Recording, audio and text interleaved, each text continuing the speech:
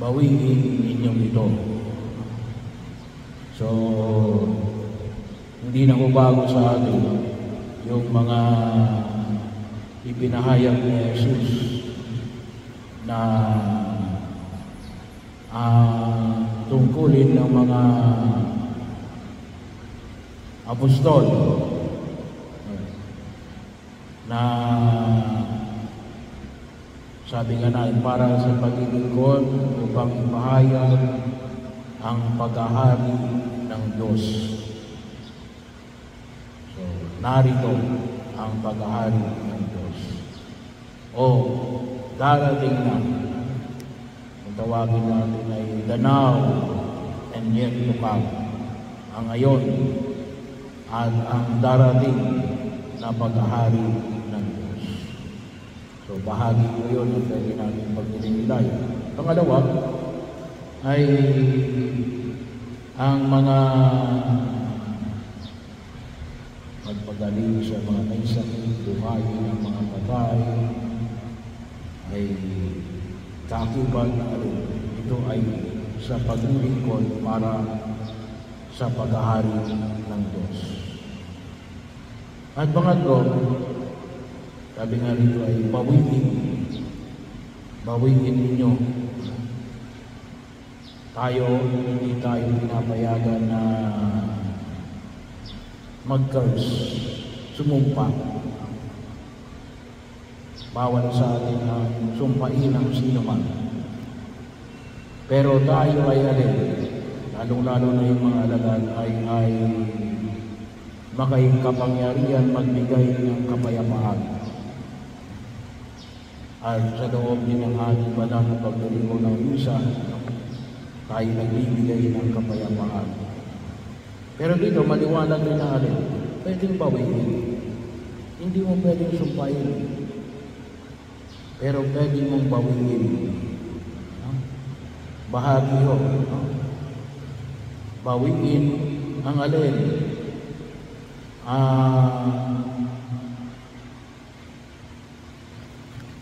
pagpapala o kapayapaan. At may maliwanag bakit? Kasi hindi ka tinanggap. So, ang term na ginamit na uli ko ipagpag ang inyong mga sabihin sa paa bilang babala sa kanila. At sabi nga natin, medyo mabigat na paalala. Binahagi nito natin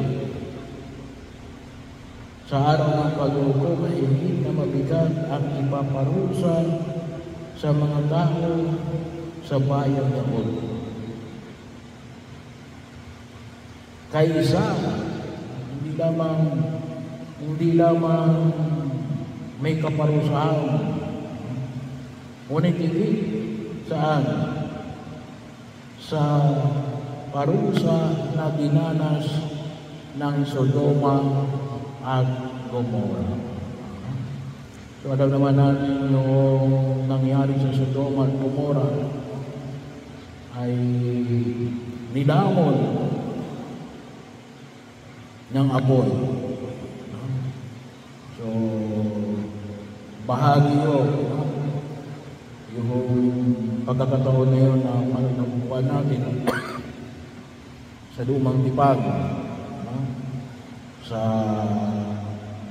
na dinanas ng mga kababayan nila at doon din yung kanyang asawa sinulingon lamang siya yung paglingon niya yung pagtiling sa mga bagay na pinanghawakan ng mga bayan na yun na kung tawagin natin ay Sodoma at Gomora. So bahagi yun, pwede pa lang mawin yung kapayapaan. Hindi tayo pwedeng sumumpa. Bawal sa atin yun. Sa kayo siya maliwanag yun na huwag kang susumpa. Hindi mo pwedeng sumpain yung kapitbahay mo na winawalang yaka. Pero pwede mong bawiin ang kapayapaan o pagpapala na ipinagkaloob mo sa kanya. Kung mayroon man. Bahagi mo yun. Bakit? Kasi, anong tinanggihan nila? Hindi ikaw ang tinanggihan nila. Yung sinasabi ni Jesus sa kanyang mga alagad. Sino ang tinanggihan? Ang paghahari ng Diyos. Ang paghahari ng Diyos. Yun ay maliwanag na ibinigay ni Jesus sa kanyang mga alagad. Kaya, pagkakataon na makita natin unang alay yung kahalagahan ng paghahari ng Diyos. Kaya napakahalaga yung makita natin yung paghahari ng Diyos na sa gitna natin ay maliwanag yung presensya ng paghahari ng Diyos. At yun din para sa akin ang lagad ng Diyos. Wala ko paghahari ng Diyos. Kaya, sabi nga po rito, huwag ka mag-alala, hindi ka papabayaan ng Diyos.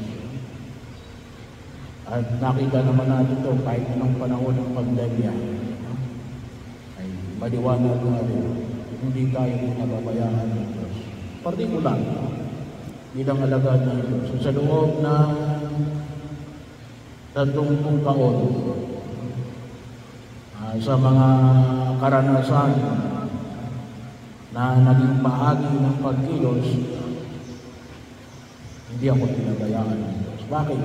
Hindi sa pagkatawa ko. Kasi yung pagkilos ni Ale tungkol sa paghahari ng Diyos. Dinadala ko yung paghahari ng Diyos. Kaakibat ako sa paglago ng paghahari ng Diyos. Pangalawa, makita rin natin na alin na hindi lahat papanggap. Mayroong rejection. Kaya sinasabi na Jesus sa kanyang mga alagad, you will be rejected. Bahagi mo yun. Pero hindi ka tumutugon lamang sapagkat tinatanggap ka ng tao. Ikaw ay tumikilos at ikaw ay sinugo ko. Tanggapin ka man ng tao hindi. But do not worry. Bakit?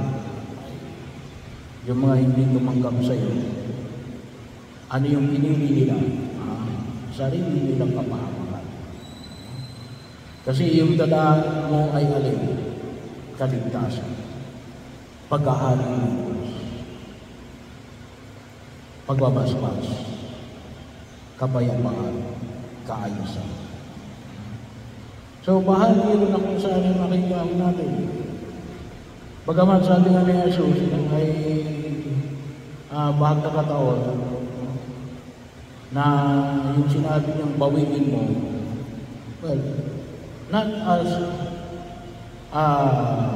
rebellions. Because rebellions will take its course, sabi nga ng Panginoon. Pero bahagi ng alin, pagkilala ng alin, sa mga tao, pangyayari, at pagkilos natin, hindi ito sumasang-ayon sa pag-ahari ng Diyos. Ang kinakailangan din natin makita, yung bang pagkilos natin, tumutulong saan? Ito bagay itumutukoy tungkol sa pag-ahari ng Diyos o hindi. Kaya, kinakailangan maging aware. Hindi lamang ang mga tao, kundi alin, yung kanyang mga alagad. Alin ang mga tumatawid. At maliwanag kung sabi niya, hindi sinabi niyang pwede mong bawiin. Sabi niya alin, bawiin mo. Bawiin mo.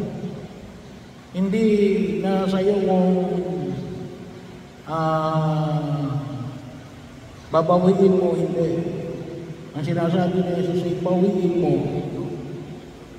Kapag play yun na yung service, hindi pwedeng maging bahagi sila. At kinakailang makita rin natin, anong dito yung paghahari ng Diyos. Kung ang pagkilos ay hindi tumutugon sa paghahari ng Diyos,